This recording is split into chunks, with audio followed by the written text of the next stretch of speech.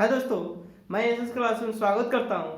आज आप लोग के सामने एक नए टेस्ट लेकर आए हैं। बीपीएससी, बिहार दरोगा, SSC, railway, NTPC, group D सभी एग्जाम को लेकर आपके सामने लेकर आए हूं।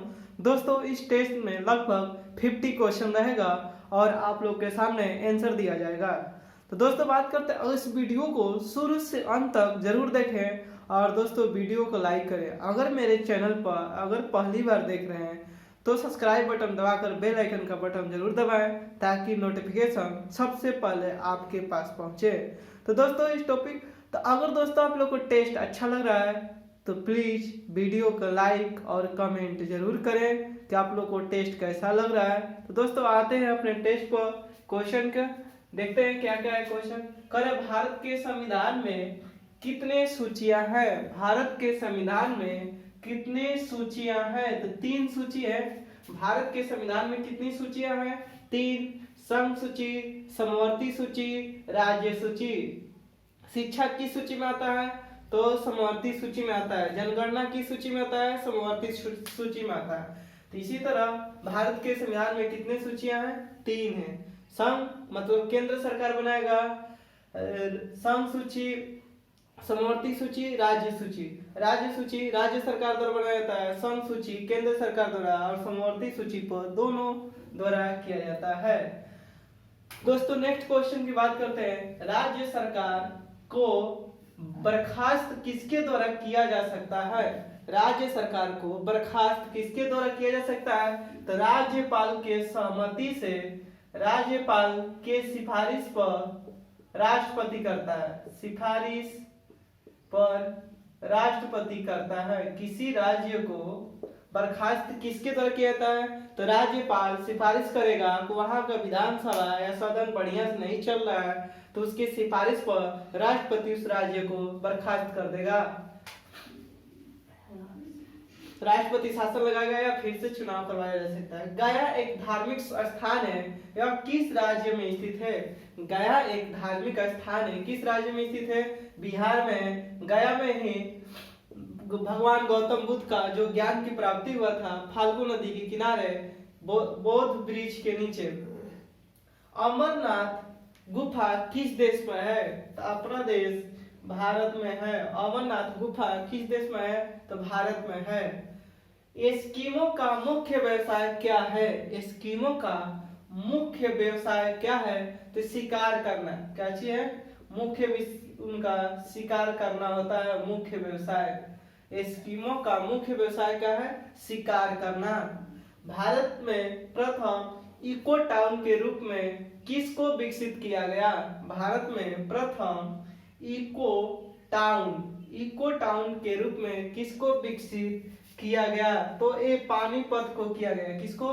पानीपत को दोस्तों इको सिस्टम के रूप में इसको किया गया। नेक्स्ट क्वेश्चन है, जल का वाष्पीकरण किसके द्वारा होता है? मतलब किसमें अधिक होता है? तो महासागर के द्वारा। किसके? महासागर में। महासागर। जल का वाष्पीकरण किसके द्वारा होता है? तो महासागरों के द्वारा। भारत में प्रथम रेल कब मुंबई और ठाणे के बीच चलाई गई थी? भारत में प्रथम रेल कब मुंबई और ठाणे के बीच में चलाई गई थी? तो 16 अप्रैल 1853 ईस्वी को चलाया गया था। मुंबई और ठाणे के बीच में पहली बार भारत में रेल 16 अप्रैल 1853 को चलाया गया था। उस समय भारत का गवर्नर जनरल कौन था? तो डलहौजी था। किसके शासनकाल में? लॉर्ड डलहौजी के शासनकाल में चलाया गया था। गुरु ग्रंथ साहिब की रचना किसके द्वारा की गई है? गुरु ग्रंथ साहिब की रचना किसके द्वारा? तो सिखों के 5वें गुरु अर्जुन देव द्वारा। अर्जुन देव द्वारा। सिखों के 5वें गुरु अर्जुन देव द्वारा गुरु ग्रंथ साहिब की रचना किया गया था। किसके द्वारा? गुरु ग्रंथ साहिब। तो सिखों के गुरु थे अर्जुन देव, उनके द्वारा। अंतरराष्ट्रीय न्यायालय का मुख्यालय द हेग में स्थित है। तो यह किस देश में स्थित है? तो स्विट्जरलैंड में। कहां पर? स्विट्जरलैंड। कहाँ पे स्थित है? स्विट्जरलैंड में। जो अंतर्राष्ट्रीय न्यायालय का मुख्यालय है कहाँ पर है? स्विट्जरलैंड में है, और दहेग में। दहेग जो जगह का नाम है, और दहेग कहाँ पे पड़ता है? स्विट्जरलैंड में। संयुक्त राष्ट्र सभा के आम सभा का वार्षिक अधिवेशन किस माह के तीसरे मंगलवार से शुरू होता है? संयुक्त राष्ट्र संघ की आम सभा की वार्षिक अधिवेशन किस माह के तीसरे मंगलवार से शुरू होता है? तो दोस्तों ये होता है सितंबर मंथ में। कब? सितंबर मंथ के तीसरे मंगलवार से। कीवी पक्षी किस देश में पाई जाती है? तो न्यूजीलैंड में। कहाँ पर? न्यूजीलैंड में। और न्यूजीलैंड का राष्ट्रीय पक्षी कौन सी है? कीवी है। ब्लैक बॉक्स किस रंग का होता है? ब्लैक बॉक्स किस रंग का होता है? तो दोस्तों नारंगी रंग का होता है। किस रंग का होता है? नारंगी रंग का ब्लैक बॉक्स होता है। दादा साहेब फाल्के पुरस्कार से सम्मानित होने वाले प्रथम व्यक्ति में आ जाएगा औरत और पुरुष दोनों। तो उसमें कौन है? दादा साहेब फाल्के पुरस्कार से सम्मानित होने वाले प्रथम व्यक्ति कौन थे? तो देविका रानी थे। दादा साहेब फाल्के पुरस्कार पाने वाली प्रथम थी Devika Rani.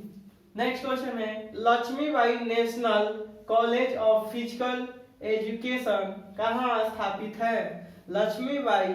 Lakshmibai national college of physical education कहाँ पे स्थित है? तो ग्वालियर में स्थित है। ग्वालियर कहाँ पर है? एमपी में है, मध्य प्रदेश में, वहीं पे स्थित है। भारत का प्रथम परमाणु बिजली घर कहाँ स्थापित किया गया? भारत का प्रथम परमाणु बिजली घर कहाँ स्थापित किया गया? तारापुर में। कहाँ पर? तारापुर। तारापुर किस राज्य में है? महाराष्ट्र राज्य में। तो भारत का प्रथम परमाणु बिजली घर कहाँ स्थापित किया गया? तारापुर, महाराष्ट्र राज्य में। पिनाक क्या है? पिनाक क्या है? ये बहुल रॉकेट प्रणाली है। पिनाक क्या है? बहुल रॉकेट प्रणाली है।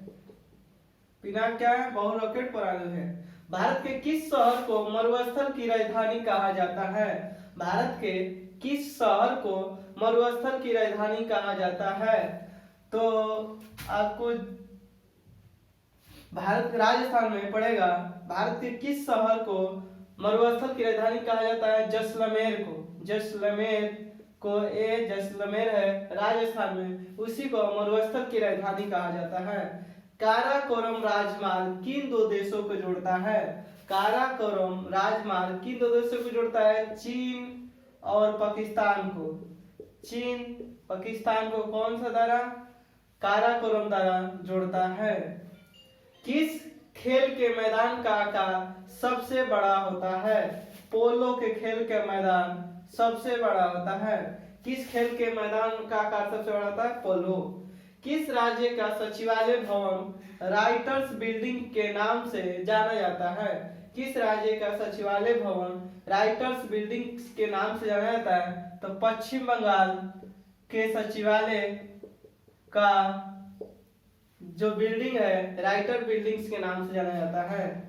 कौन दमन तथा दीव को अलग करता है? कौन दमन तथा दीव को अलग करता है? खंभात की खाड़ी। कौन करता है?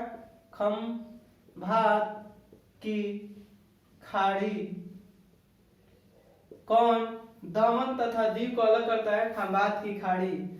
भारत के किस राज्य को मसालों का बागान कहा जाता है? तो केरल राज्य को। मसालों का बागान किस राज्य को? केरल राज्य को। और उद्यान का बागान किसको कहा जाता है? तो बेंगलुरु को। किस शहर को उद्यानों का बागान कहा जाता है? बेंगलुरु को। और मसालों का बागान किसे? केरल राज्य को कहा जाता है। भारत का एकमात्र किस राज्य की राजभाषा अंग्रेजी है? तो नागालैंड राज्य की राजकीय भाषा क्या है? अंग्रेजी है। नागालैंड राज्य की। पूर्ण साक्षरता प्राप्त करने वाला भारत का पहला संघ शासित प्रदेश कौन है? पूर्ण साक्षरता प्राप्त करने वाला भारत का पहला संघ शासित प्रदेश कौन सा है? पुडुचेरी। कौन सा है? पुडुचेरी।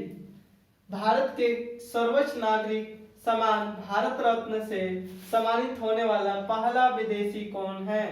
भारत के सर्वोच्च नागरिक सम्मान भारत रत्न से सम्मानित होने वाला पहला विदेशी कौन है? Nelson Mandela. नेल्सन मंडेला को सबसे पहले भारत रत्न दिया गया था विदेशों का जो नागरिक हैं। अगर एक पूछ देगा पाकिस्तान में किसको मिला था, तो खान अब्दुल गफ्फार को। भारत में राष्ट्रीय संवत के रूप में किस संवत को मान्यता प्रदान की गई है? शक संवत। शक संवत को भारत में राष्ट्रीय कैलेंडर के रूप में मान्यता प्राप्त है और ये किसके द्वारा? 78 ईस्वी में कनिष्क द्वारा शुरू की गई थे। फोर्थ स्टेट के नाम से किसको जाना जाता है? फोर्थ स्टेट को किसको जाना जाता है? प्रेस को। 4 स्टेट, तो पहला स्टेट कौन सा है? सरकार है। दूसरा स्टेट कौन सा है? सर्वोच्च न्यायालय है। दूसरा स्टेट कौन सा है? सर्वोच्च न्यायालय है। पहला सरकार है और तीसरा हो जाएगा संसद हो जाएगा और चौथा हो जाएगा प्रेस। सॉरी, पहला हो जाएगा सरकार, दूसरा सर्वोच्च न्यायालय, तीसरा स्टेट हो जाएगा अधिकारी प्रशासन, पुलिस प्रशासन और चौथा स्टेट होता है प्रेस। देश का पहला खुला विश्वविद्यालय कहाँ स्थापित किया गया है? तो अपनी राजधानी नई दिल्ली में देश का पहला खुला विश्वविद्यालय स्थापित किया गया है। किसको गजलों का जनक कहा जाता है?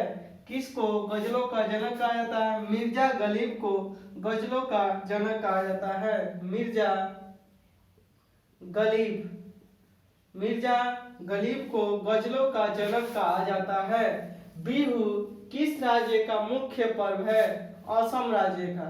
बिहू किस राज्य का मुख्य पर्व है? असम राज्य का। 3 बीघा जमीन किसके से संबंधित है? 3 बीघा जमीन या 3 बीघा कॉरिडोर ये भारत और बांग्लादेश को अलग करता है।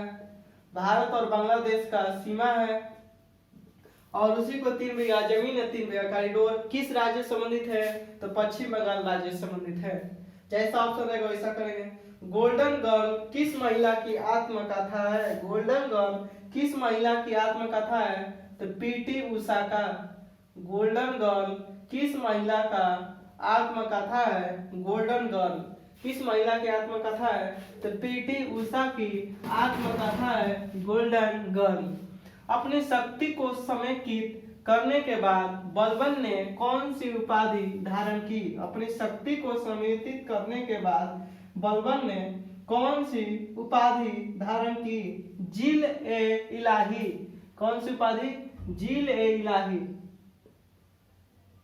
जिल ए इलाही कौन सी उपाधि धारण की थी? जिल ए इलाही। लहसुन का अभिलाक्षणिक गंध का कारण क्या होता है? लहसुन का गंध लगता है या कड़वा लगता है, किसके कारण? लहसुन का अभिलाक्षणिक गंध का कारण क्या है? किसके कारण उसका गंध जैसा लगता है? तो सल्फर यौगिक के कारण। सल्फर यौगिक, सल्फर का यौगिक पाया जाता है, उसमें सल्फर पाया जाता है जिसके चलते गंध उसमें महसूस होता है। अकबर के शासन काल में पुनर्गठित केंद्रीय प्रशासन तंत्र के अंतर्गत कौन सैनिकों का विभाग का प्रमुख घटक था? अकबर के शासन काल में पुनर्गठित केंद्रीय प्रशासन तंत्र के अंतर्गत कौन सैनिक विभाग का प्रमुख घटक था? सैनिक विभाग का प्रमुख घटक कौन था? मीर बख्शी। कौन था? मीर बख्शी था जो कि सैनिक विभाग का प्रमुख था। लौंग का तेल का एक प्रमुख घटक होता है। लौंग के तेल में क्या पाया जाता है? तो न्यूजेनॉल। क्या पाया जाता है? न्यूजेनॉल। लौंग के तेल में क्या पाया जाता है? उसका जो घटक है तो यूजिनोल। क्या चीज? यूजिनोल। यूजिनोल लौंग के तेल में पाया जाता है। यूजेनॉल जो लौंग के तेल में पाया जाता है। हाइड्रोजन में सबसे अभिक्रियाशील कौन सा तत्व है? तो ये है फ्लोरीन। ग्रुप यानी मतलब समूह 17 के जितना भी तत्व होते हैं वो पूरा हाइड्रोजन समूह के हाइड्रोजन तत्व के नाम से जानता है। फ्लोरीन, क्लोरीन, ब्रोमीन, आयोडीन, ये सब क्या होता है? हाइड्रोजन तत्व के संबंध में आते हैं। तो कौन सा सबसे अभिक्रियाशील है? फ्लोरीन। ठगों का दमन में किसका संबंध था? ठगों का दमन किसके से संबंध था? तो कैप्टन सलीमन से संबंधित था। कैप्टन सेलिमन ठगों से संबंधित है। आलमाटी बांध किस नदी पर है? तो कृष्णा नदी पर है। आलमाटी बांध किस नदी पर है? कृष्णा नदी पर है। आलमाटी बांध किस नदी पर है? कृष्णा नदी पर है। सहयोगी गांधी किस वर्ष असहयोगी गांधी बन गए? सहयोगी गांधी किस वर्ष असहयोगी गांधी बन गए? तो 1920 ईस्वी में। 1920 ईस्वी में ही खिलाफत आंदोलन शुरू किया गया था। प्रथम विश्व युद्ध में किस एक रसायन आयुध के रूप में प्रयोग किया गया? प्रथम विश्व युद्ध के समय में कौन सा एक ऐसा रासायनिक था जो युद्ध के रूप में प्रयोग किया गया? प्रथम विश्व युद्ध के समय में